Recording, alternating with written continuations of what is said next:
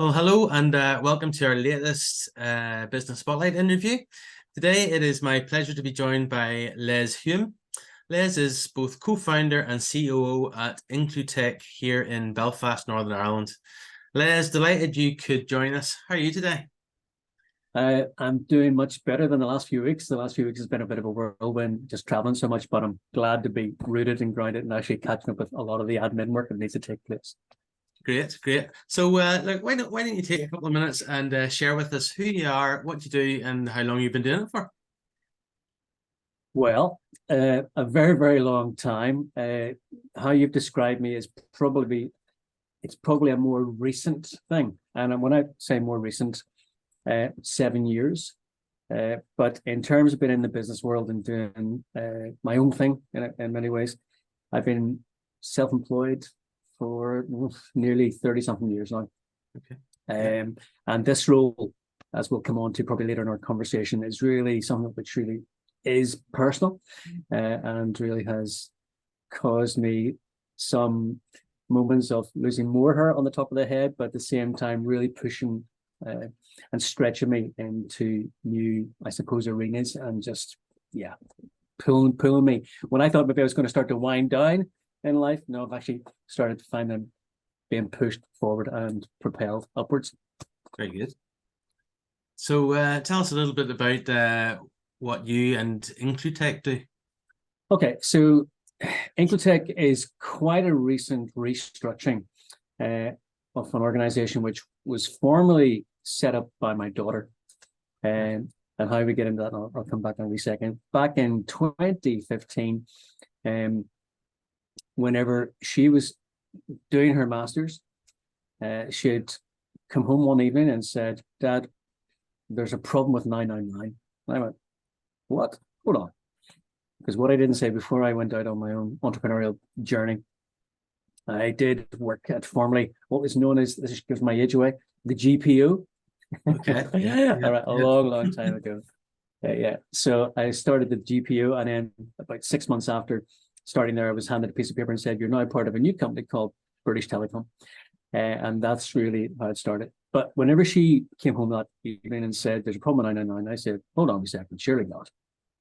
And she went in and started to tell more of her reasoning for saying that. And I thought, "You're telling me that actually nothing has changed in this technological age since I've left BT," which at that point was about 26 years. That's a long time, quarter of a century. Just to slow it all down, a quarter of a century in technologically, nothing had really changed. So from that day, that evening, basically she primarily embarked on a journey, and I was running my own business with a business partner in retail, should I say. And that was colorful, particularly going and coming through COVID. Sure. And over those years, I had the pleasure of, I would say, close to 70, 75 people work with me, I prefer to say, than for me. And it was within the audiovisual music industry in a creative sense. I'm an electrical engineer by background, I suppose, in my BT days. So even having to, chart your way through multiple things. 2008, Yeah. we all know too well. And just coming through all those various blips and blobs, learning to ride the crest of waves and thinking, "Oh, we're getting to make this," and then suddenly you find another reason to come around the corner and take you down a peg or two, and you go, "Wow," and then you start to redo it again on this. So this most recent journey with my daughter really did come about full time, shall we say, whenever COVID did bring an end to that retail capacity in my world. Yeah. I ran a sort of franchise of a music business in Northern Ireland, which that business particularly was probably the oldest, longest running musical instrument chain in the UK. Okay. And COVID brought it to an end, sadly. Yeah. COVID certainly brought a lot of retail businesses to an end, as well as hospitality. They seem to be two of the biggest sectors that were devastated. Well, indeed. And again, we're not going to dwell on COVID. because Sure. it's not to say it's a thing in the past, but we learn from it and we do press on. But to get Totally. back to the story then, so really, whenever my daughter Becca, how this all started was back probably when she was 16, as parents and guardians will do to their 16-year-olds. You'll say, right, go get a job, learn to earn. You know, it's a good place to be, and it hopefully will then set you up for a future path. And back at that time, she did. She still at school, of course. She went and started in a newly opened Marks and Spencer store at Abbey Centre. And after a few days, she was sent into the store to go and see Nigel, who would give her a box of stuff for the counter. And then she went and she saw this chap in a high vis on his own. And she basically said, excuse me, Nigel, you wouldn't mind giving me this, box of stuff on this list? And because he didn't turn around, she gingerly went up to him and tapped him on the shoulder, and he turned around and he went. And through that moment where he communicated that he was deaf, that set her on a path and on a new way of doing things and discovery. And from that time right through to now, as a 33-year-old, well, she's not here, so I can say that, she has continued that journey with the most inspirational deaf community. Just stayed close, understanding their pain points. And through that and through her time at university, and particularly in doing her master's, in which she was doing multidisciplinary product design, she has just had this empathy, this empathetic heart, which wants to do things and make things better for society in general, but particularly from the vulnerable position as we label certain members of our society. Yeah. And by building products in terms of software products from that position, understanding those difficulties and challenges there are, then we will do right by all of our citizens. And so that's hence IncluTech is inclusive technologies. Okay. But it started with one product, going back to 999. And so she looked to find a new way of just enabling particularly those who were deaf at the start. But very, very quickly, like within a matter of days, we realized this is open to anyone who can't use their voice for whatever reason. Yeah. And so it's too long a story to really go into. I'll condense it a bit. But basically, we ended up with a product called Tap SOS. It's all rolled into one, so it looks like Tap SOS, but it's Tap SOS. Yeah. Speaks for itself. We discovered there was a blue light membership body called BAPCO, which is the British Association of Public Communications Officials. Really, that is the 4 blue light agencies who, alongside the 999 Liaison Committee at Westminster, they have this membership organization, which in effect we became part of. And in 2016, we discovered that they were embarking on a new thing called, wait for it, not rocket science, Next Generation 999. And governments were really looking to see what can be done in this space digitally, maybe to help change, small c, the process of 999. Now, remember, 2016. So, bizarrely, we were one of the first of only a few who decided to get involved with this new theme.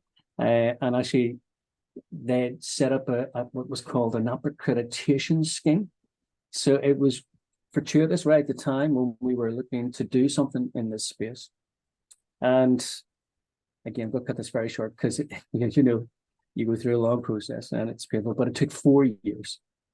Wow. And to date, we are the only company approved, authorized by the UK government to allow citizens to connect to 999 without having to speak. Wow. I know, and people when we tell that story say, "What? Why do we not know about this?" Well, the truth is, as a now 7, nearly going on 8-year-old startup, and we just financially couldn't do it. Yeah. I mean, how do you change an institution, like that, without a huge amount of PR and marketing? And that, of course, takes time, money, effort, people. And this really was my daughter, Becca, on her own, as the one full-time member of staff. Yes. Me journeying with her all those years in the capacity I could while running my own business, and ensuring that we got this across the line. And so that was the springboard then into allowing us to do a few other things now, which we'll come on to. But that's a little bit about the background. Very good. Very good. IncluTech, inclusive technologies. Awesome. Brilliant. And yeah, amazing that someone like myself, not even aware of it. So Nope. wow, that's great. Great sharing that. And what I should say there, if you don't mind, is that please, Tap SOS is free. Yeah. Does not make us any money. Yeah. And yet bizarrely, go to the app stores. I would encourage everyone who's listening to this, download it, use it. If you still need to use your voice, there's a button there. You can push the call button and it will go through to 999. But it's an icon-driven system where language is not crucial. Yeah. It's visually driven. And well, you take a look, download it, it's free. And it is, okay, I'm biased, but it's a fantastic service. Fantastic. We've won a lot of awards for. That's brilliant, and hopefully putting on the spotlight here and putting it out through our network as well will start to get a wee bit more visibility on it. Sure, thank you. That's great. So what's been your biggest? You said earlier there that you've owned a couple of businesses yourself. You've been self-employed since you were young. What's been your biggest learning since you've been a business owner? Since you were young, I love that. What's been my biggest? Well, you see, it's way back then when you said about 26 years and quarter of a century. I'm like, yeah, my daughter's just about to be 26. So okay. Biggest learning. Life is life, and change will come. And I think we need to. I'll be honest, I get tired of the buzzy words or the adjectives which get used all the time, like agile, pivot, resilience, but they are truthful, right? Yeah. So, in order sometimes to be able to get up in the morning, and I'll be honest, don't mind sharing this, but through COVID, there were some mornings I just thought I couldn't get out of bed because of the impact it was having on trying to. At that point in time, I had taken on a head of retail for the whole company across the UK. And also I'd jointly taken on the role of head of customer service across the whole of the UK for a company which was doing around 30 million pounds a year. And it was a challenge. And there were some days where I just thought, I am not getting out of this bed. And it was just, brutal. But then, thankfully, then there's the moments then come and you say, well, hold on, Les, you've been there before. People are just people. People are just probably really looking at you to help solve their problems. So go at it easily, tread lightly, and move on. And the sun will rise, it will shine, and you will get there another day. So it's not an aged piece of wisdom. It's just a small R, resilience, and recognizing that for whatever reason we do these things, and for whatever reason I'm doing this, I just recognize it's to make a bit of a difference. It's make a bit of a difference in someone else's life. And I don't want to make that sound cheesy in any way. No. But ultimately and hopefully people recognize that what we do as an organization particularly is genuinely out to make things better for people. And that in turn means that probably we will have to come through some hardships ourselves, just in dealing with, understandably again, things that don't want to be changed. Because in this space of digital transformation, if it ain't broke, why are you trying to fix it? And the reality is all we're trying to do is make it better. Because if Henry Ford had stuck to that philosophy, we may not have a car today. But it's just those things. You just want to, So resilience is probably one of those key things of strength of character, which I don't always have 100% of the time, but certainly that's the big thing. Excellent. And when you were growing up, is this something that you always wanted to do? Run your own business, be in business? No. So because we've already hinted at my age. I was fortunate enough to go to what turned out to be a grammar school in Belfast. I was lucky enough to get into that, I suppose. Probably the time when we had the, as we would call the 11 plus or the quali. Yeah, the 11 back in plus. the 11 plus and the quali is always the qualification. I probably managed to get through that. And I was fortunate then to get into that school. Fortunate or unfortunate, so initially back in those days, probably that system, it was an old boys' school, was going through a bit of a transitionary period itself. And I enjoyed it for the first year.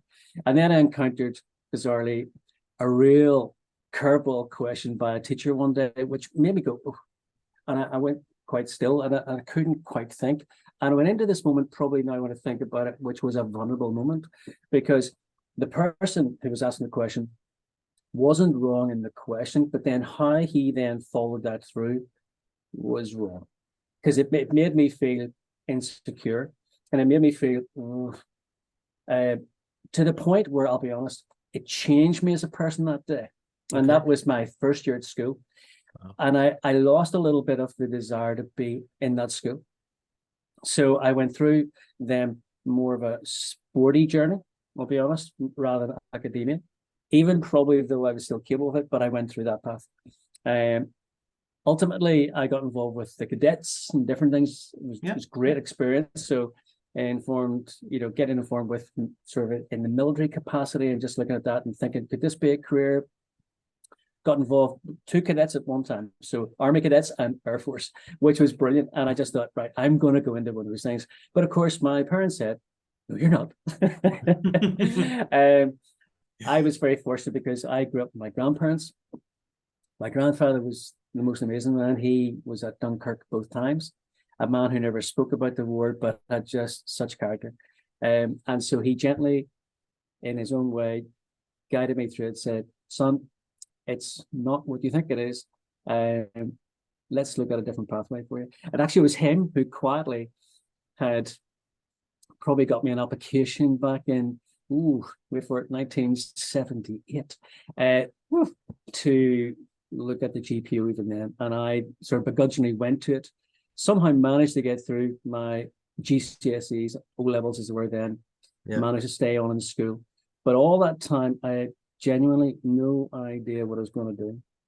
The one thing I would say is that, that thing you get that feeling in your stomach, that thing of can't quite put a finger on it. I probably had some of that going on. And in those early days, I enjoyed music. I played a fair bit of different instruments and all the rest. I knew even then that I wasn't going to be, headlining a band. The hair might have been a mullet in those days, no rest, but the hair. But I enjoyed the technical piece of actually, doing the sound, shall we say, for people, and actually just all that. And I thought, oh, maybe there's something wrong with this lines. And it was probably through that, thankfully, then managing to get into GPO BT, into the engineering side, started to continue to fuel that quietly in the background. Yeah. I actually did set up my own home recording studio while my son, who's now 36, was a baby. And that was a bit of an interesting one. My wife, God bless her, she allowed me to do this as I was thinking, could this be something I go into? And after a short period of time, I realized, no, I can't work and I can't do this full time. It was just burning the candle at every end and in between. But it was that entrepreneurial bug, which was probably churning away in my tummy, which I couldn't really label because, to be honest, we weren't taught in those days about entrepreneurism. It wasn't in the vocabulary. It was either you're going to Oxbridge or you're going to the workplace, and it didn't really make sense. So it was actually whenever, probably after about 15 years of BT, that I'd started to think, I really couldn't describe it apart from the fact I think I can do something else. Yeah. Bit of a blind faith thing. So that's really where it came from, and it just caused me to step out into the unknown. And yes, it has been some journey from that time, 1996, September 1996 through to now. Excellent. And you mentioned earlier about resilience. So that's probably something you've learned about yourself, and how to deal with things and develops character, etc. But what would have been one of the most surprising things of owning a business? Surprising in a business context, or actually in a social context? No, So just the reason why I ask you like that is because I used to dislike the word network, okay. because it felt like it was just an old boys club. Yes. Yeah. Something that actually caused that to change me was in an inadvertent way. Whenever I opened up a store in Royal Avenue in Belfast, shortly after that, I realized, in a no way, I was a member of Belfast Chamber of Commerce, because I've been paying a membership subscription for something else. And I happened to go along to one or two of these meetings at the time. I thought, oh, this is okay. And started to meet some very, very lovely people. And actually, we became friends very quickly. And so, look, every one of us have this thing called bias. And whether it's something we grew up with in life and everything else, but I know that, I can only speak for myself, I was biased. I was biased towards, and probably to this day still am biased towards lots of things. But by moving into the city, particularly into Royal Avenue, I had to face a lot of my own inner biases. And that's been a journey. That's been a journey of change. And so, yeah, quite a few things have caused me to pivot. There's another one of those words. And the pre-mark, or something we call Primark, but the pre-mark fire and what I was got involved with after that really started to change my thinking a lot in terms of how I work for the betterment of my business colleagues and also myself. I don't know if that really answered your question, but certainly there was stuff in that which brought about change. No, that's good. That's good.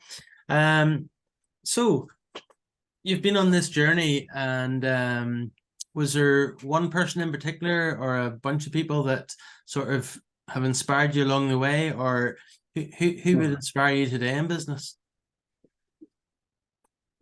See, age is a good thing in some ways, and others it's not. But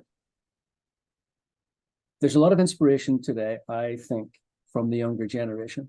Yeah. Probably one of the biggest inspirations, without again making it sound cheesy, is my daughter, and her grit, her determination, her push, and whatever. So as mom and I would have known, probably growing up, Becca had probably a form of dyslexia, but typically, and sadly today, because we hear it in our news, poor budgets, lack of government, and all the rest, but the system wouldn't do testing for her. Yes. And it wasn't until she actually went to university that actually, and Ulster University particularly, because around the creative side of things, that they did test her, and they actually come out and said, yes, actually, Becca, you've got severe dyslexia. And that might be one reason why sign language has come that bit easier. And I'm not saying easy, but her mind grasps it much quicker than maybe many others.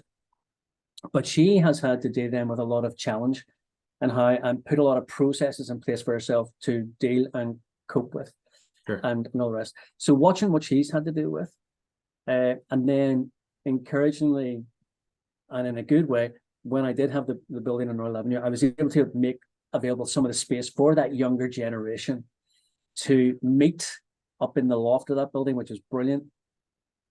A lot of those guys now have their own businesses and doing very well, but they were starting out, and it was this little sort of vibey community. And I watched and I thought, you see, if we can encourage and if we can inspire and if we can do whatever we can to really promote this generation, they in turn will be the generation and those behind who will help us age well.